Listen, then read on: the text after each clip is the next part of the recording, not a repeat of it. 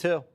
Wilmington was ordered to report to Obama World and explain themselves, but they're still full of it. It can sound like making excuses. This political environment sucked, okay?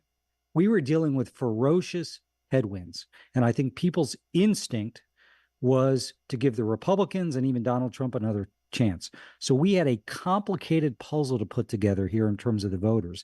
There has been, even from some folks, anonymously at least, inside the campaign, some critique of some of the spending decisions around things like the set for Call Her Daddy, this, renting the Sphere, that sort of stuff. Do you think when you guys have done all the books, that whether the DNC will be in debt at the end of this race? We had some unique things that we had to do in this race. You can look at, did we get the best deal here? This was quite costly here. It's quite expensive. At the end of the day, though, I think if you look at the spend we had, the majority of the money we spent, it was to reach voters. Reach voters? You dodged Rogan, and Rogan was free. We wanted to do it. I hate to repeat this over and over, but it was a very short race with a limited number of days.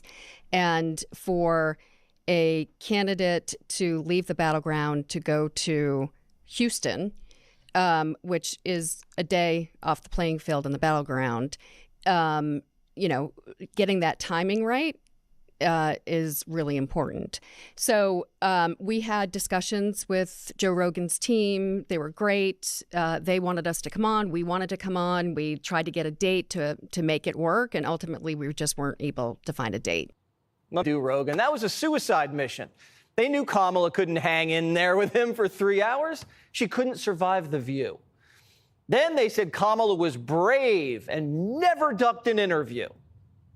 Real people heard in some way that we were not going to have interviews, which was both not true and also so counter to any kind of standard that was put on Trump that I think that was a problem. And then on top of that, we would do an interview, and to Stephanie's point, the questions were small and processy and about dumb. They were not informing a voter who was trying to listen to learn more or to understand. And, I think back and think we should have signaled more of our strategy early on about podcasts and who we were trying to reach. But being up against a narrative that we weren't doing anything or we were afraid to have interviews is completely bullshit. BS? Harris waited 5 weeks to do her first interview, and she brought... Hey, everyone, and welcome back.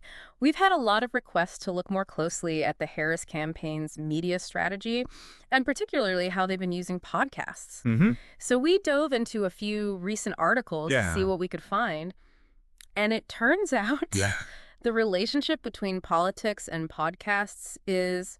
well, it's a lot more complicated than it might seem at first glance. It really is. Yeah. Like, just take that whole Hot Ones thing as an example. Right. I mean, it really raises some interesting questions about what we even consider political these days. Okay, so for anyone who might not be familiar, the Harris campaign wanted to get the VP on Hot Ones, that super popular YouTube show where celebrities eat those progressively spicier chicken wings while they're being interviewed. Yeah, and the show turned them down. They did. Saying they didn't want to get into politics. Which I gotta say is kind of ironic when you think about it. They had guests like Jimmy Fallon on the show. Yeah. And he's definitely not exactly shying away from political commentary on his own show. Not at all. Yeah. I mean, it really makes you think about how these shows decide what they consider political. They've interviewed everyone from Gordon Ramsay to Shaq. Exactly. Not exactly avoiding controversial figures, are they? It does make you wonder how they're drawing that line. Is it about, specific policies, or is it more about whether it seems like you're aligning yourself with a specific candidate or a party? That's a good point. It probably has more to do with perception than anything else. Right. And for political campaigns, it's also about trying to figure out how to connect with these younger voters. Absolutely. Who are way less likely to be getting their news from those traditional sources. Right. This whole Hot Ones thing was definitely part of a bigger strategy to reach audiences on these less traditional media platforms where those younger voters are. So then how does the Call Her Daddy appearance fit into all of this? Well, Call Her Daddy is super popular. Oh, yeah, for sure. Especially with younger women. But it just hasn't hit the same kind of massive viewership as Hot Ones. Hot Ones is getting over 129 million views on some of their interviews. Wow. I wonder if there's something about the way Hot Ones is set up that makes it just more broadly appealing. Maybe. It could be that mix of entertainment and insight. You get the fun of watching celebrities sweat and struggle through these crazy, spicy challenges. But you also get to hear them actually talk about their work and their lives in a more, relaxed and candid way. Yeah, that's true. It does feel a lot more relatable than a traditional interview. It kind of reminds me of how successful Trump was at using those less traditional media platforms. Oh, definitely. Like, remember his appearance on the Joe Rogan Experience? Huge. Over 50 million views. Right. And we read that some campaign officials even admitted after the fact that Trump was just better at tapping into certain cultural elements than they were with Harris. So what were those elements exactly? Like, what was it about Trump's approach that really resonated with these audiences in a way that maybe Harris's didn't? Well, that's the million-dollar question, isn't it? Right. Part of it seems like it was just his willingness to engage with those platforms on their own terms. Meaning, embracing the humor, the casualness of it, even if it meant kind of breaking with how politicians traditionally act. And this whole too political thing wasn't just limited to Hot Ones, was it? No, not at all. The articles mentioned that the Harris campaign was turned down by other non-traditional media outlets as well. Right, and get this. Yeah. Some of those same outlets had actually hosted Trump in the past, even though they were now saying Harris was too political. So there's kind of a double standard going on. It definitely seems that way. We saw that Dan Pfeiffer, who was an advisor to President Obama, he actually called this out, pointing out how strange it was that Harris, who's the sitting VP, was somehow seen as more of a problem than a former president who was literally convicted of a crime and tried to violently overthrow the election. Wow.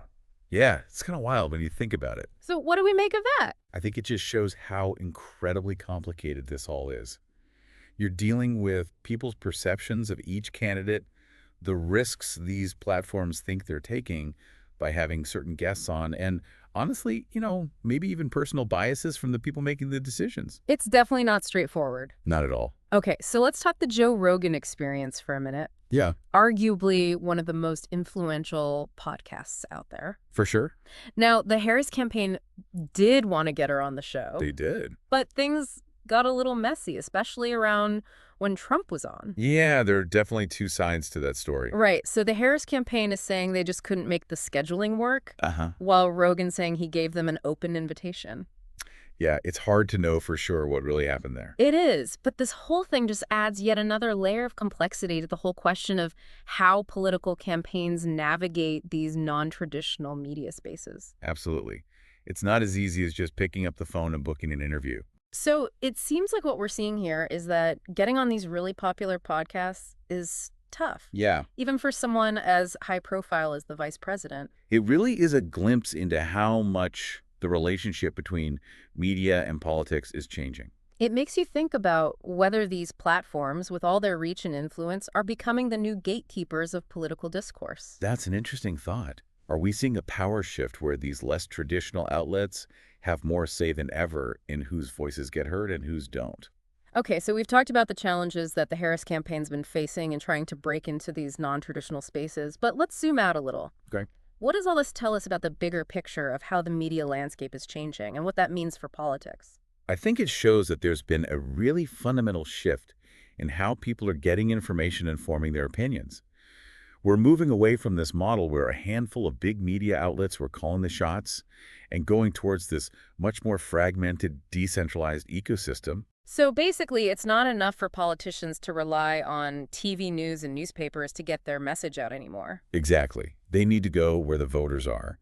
And more, that means engaging on these less traditional platforms, whether it's podcasts or social media, or even places like online gaming communities. But doing that well probably requires a pretty different approach. Oh, yeah.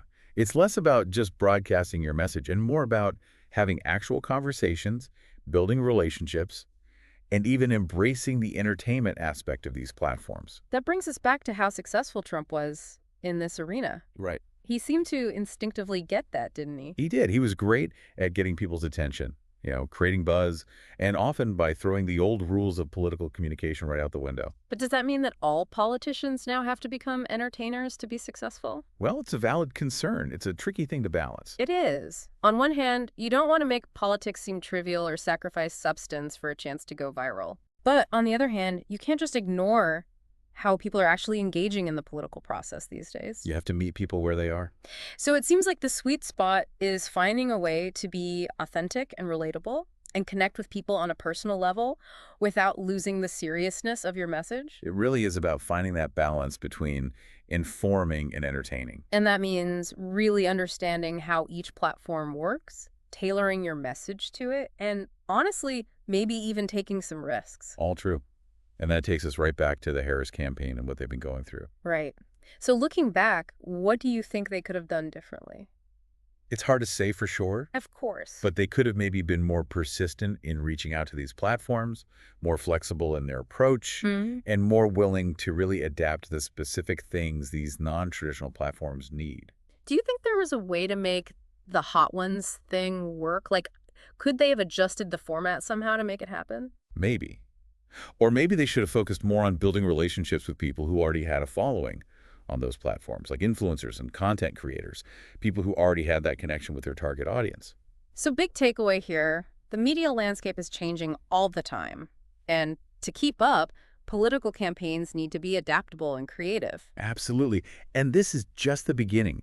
As technology keeps evolving and new platforms come up, the challenges and the opportunities for politicians are just going to get more complicated. Which brings up a really interesting question. What's that? What's next? What's going to be the next Hot Ones or Joe Rogan Experience that politicians are all going to be trying to get on? Oh, if I had a crystal ball, I'd tell you. Uh-huh, right. But if I had to guess, I think it's going to involve those immersive technologies. Like what? Virtual reality, augmented reality, stuff where those lines between the physical and the digital world get blurrier and blurrier. Like campaign rallies in the metaverse. Exactly. Or town halls where voters are interacting with candidates as avatars. It's exciting and a little bit scary all at the same time. It is. But one thing's for sure. The way we get information, how we engage with politics, even how we form our opinions, it's all changing dramatically. And the people who understand that and can adapt are going to be the ones shaping the future. Absolutely. And that brings us to you, the listener.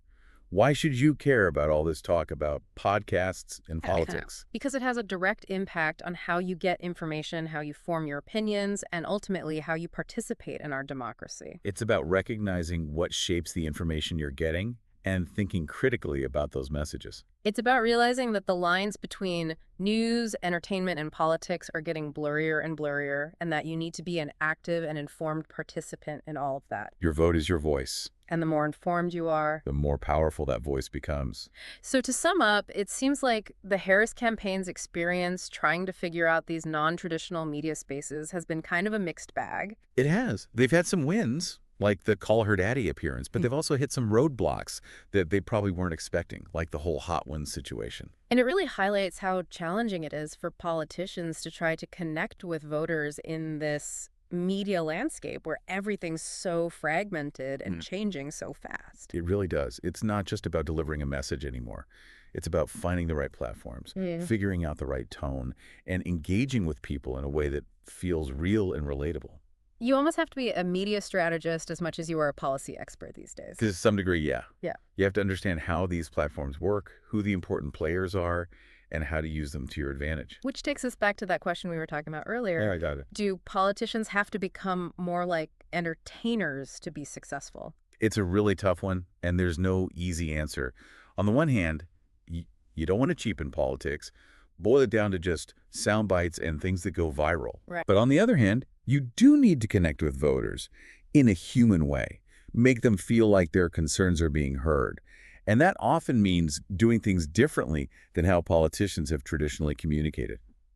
So where do we go from here? What can we learn from what the Harris campaign has been going through? And what does it mean for the future of political engagement? I think the biggest takeaway is that we need to be more critical consumers of media, no matter where it's coming from. Meaning, don't just take everything you see and hear at face value. Right. Question the motives, the biases, the agendas that might be at play. We need to be aware of how these platforms shape what we think, and we need to be proactive in seeking out different points of view and having thoughtful conversations with people who might not agree with us. Because in the end, a healthy democracy depends on having citizens who are informed and engaged. And that means taking responsibility for how we consume media and not just letting ourselves be manipulated by algorithms or getting stuck in echo chambers. Well said. This deep dive has really been eye-opening. It feels like we've only just scratched the surface of a really big conversation. It's definitely a huge and complicated topic. It is. But I hope this has given you some good insights and things to think about. Definitely. Okay, so to wrap things up, what's the one key takeaway you want our listeners to walk away with? Just be aware. Be aware of how powerful these platforms are. Be aware of your own biases and be aware of the choices you're making about how you're engaging with all the information coming at you. Because those choices ultimately shape not only how we understand the world, but also the future of our democracy and our society. Well put. It's up to each of us to be informed, engaged, and responsible citizens in this media landscape that's constantly changing. Thank you so much for joining us on this deep dive into the world of podcasts and politics. We hope this has given you some new insights and maybe even inspired you to think differently about how you engage with the information that shapes your world. Until next time, stay curious, stay informed, and stay engaged. It really is fascinating, right? It's almost like you need this whole new set of skills to be successful in politics these days. You need to be media savvy on top of everything else. Totally. You have to know how to adapt what you're saying, how you're coming across to connect with all these different audiences online.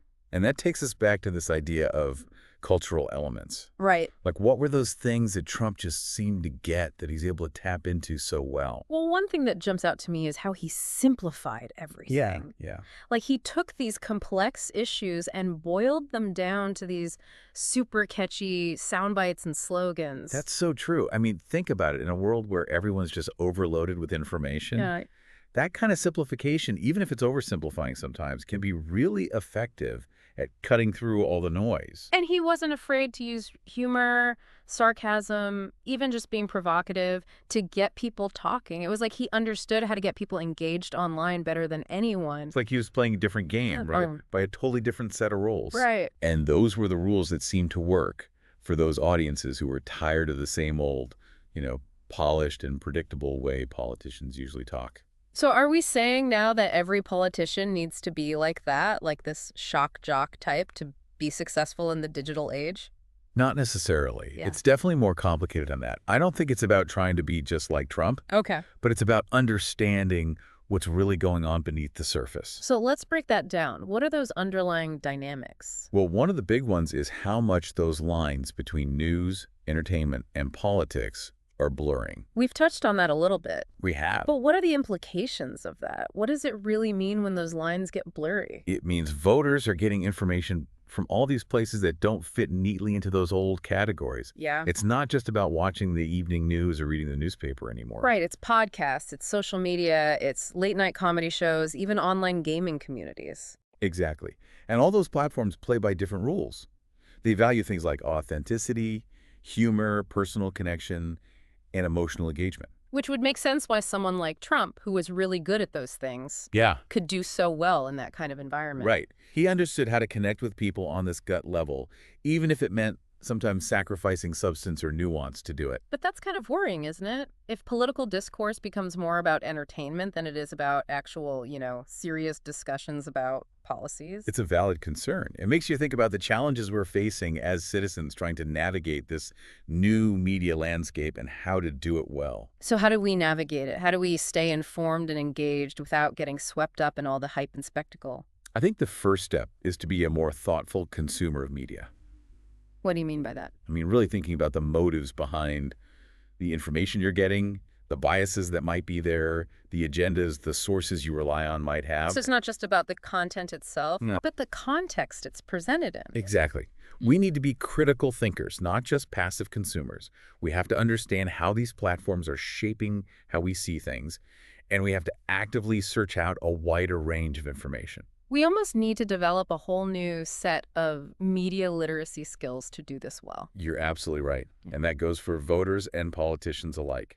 So let's talk about politicians again, specifically the Harris campaign. Okay. We've talked about the challenges they've been running into. We have. But what about the potential opportunities here? What could they have done differently to use these non-traditional platforms better? Well, they could have been more strategic in how they were targeting different groups. What do you mean? It's not about just being on every platform out there, but about finding the ones where the people you're trying to reach are, and then tailoring your message to those specific audiences. So instead of trying to appeal to everyone at once, They could have focused on certain segments of voters Exactly. and craft messages that really spoke to their concerns and interests. Right. They could have done more research into which podcasts, which social media influencers, which online communities really mattered to younger voters, for example, and concentrated their efforts on those. And they could have been more experimental with different formats and style. Totally. Maybe Hot Ones wasn't the right fit, but there are tons of other ways to use these platforms in a creative and engaging way. Like what? Like they could have done a live Q&A on Twitch or teamed up with a popular YouTuber to do a video series about different policy issues. Right. The possibilities are endless. They really are, if you're willing to think outside the box. So being adaptable, being innovative, even being a little bit bold, Yeah, that seems to be key. it does. And honestly, I think this is something that goes way beyond any one campaign or any one politician. How so? I think it's a challenge for our whole political system. In what way? We're still trying to figure out how to make our democratic institutions work in this new media world. Yeah, it's definitely a work in progress. It is. And it means rethinking how we communicate with each other, how we engage with each other, even how we define what it means to be politically informed and engaged in the first place. Which brings us back to the listener. Yes. What does all this mean for the everyday person who's just trying to make sense of everything that's going on and figure out where they fit in? It means realizing how powerful these platforms are in shaping how we see the world. Uh-huh. And it means taking responsibility for what we choose to consume and really thinking critically about the messages we're getting. We're all part of this evolving media landscape now, whether we like it or not. And the choices we make about how we participate in it, they matter. They do. They have real consequences for our democracy and for our society as a whole. We almost need to develop like a whole new set of filters for all the information that's coming at us. Yeah, that's a good way to put it. We need to be more discerning, more critical, more aware of the agendas and the biases that are shaping what we're seeing and hearing. So where do we even start? I mean, it feels like we're just constantly bombarded with information from every direction. How do we filter out all the noise and find the stuff that's actually important? I think one good strategy is to diversify what you're consuming. You mean like instead of getting all our news and information from the same few sources? Exactly. We should actively look for different perspectives, different voices, different formats. Right. It's about breaking out of those echo chambers and getting exposed to a wider range of viewpoints. It's almost like cross-training for your brain. I like that. Cross-training for your brain. It's about strengthening your critical thinking skills so you can evaluate information from different angles. And being more mindful of how those emotional triggers can influence us, especially on these platforms. That's such an important point. Think about things like outrage, fear, humor. Those are all really powerful emotions that can easily be used to grab our attention and shape what we think. So we need to be aware of when that's happening and try to take a step back Exactly. and look at things more objectively. Right. Ask yourself, why am I reacting this way? What's pushing my buttons right now? And is how I'm feeling based on the facts, or is it something else? It's almost like we need to be more self-aware, about our own cognitive biases. Exactly. We all have them, whether we realize it or not. And these platforms are often designed in a way that takes advantage of those biases to keep us hooked, to keep us coming back for more.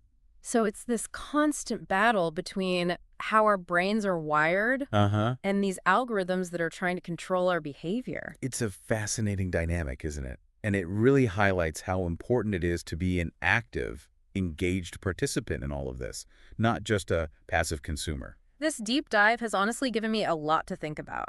And it feels like we've only scratched the surface of a much bigger conversation here. It's definitely a big and complex topic, It is. but I hope this has at least given you some useful insights and things to ponder. Absolutely. So to wrap things up, what's the one big takeaway you want to leave our listeners with? I'd say the most important thing is to be aware. Be aware of how much power these platforms have. Be aware of your own biases, and be aware of the choices you're making about how you're engaging with the information you're consuming. Because in the end, those choices are shaping not just how we each understand the world, but also the future of our democracy and our society. That's a great way to put it. It's really on each of us to be informed, engaged, and responsible citizens in this media landscape that's changing all the time. Well said. Thank you so much for joining us on this deep dive into the world of podcasts and politics. We hope it's given you some new insights and maybe even inspired you to think a little differently about how you engage with the information that shapes your world. Until next time, stay curious and stay informed.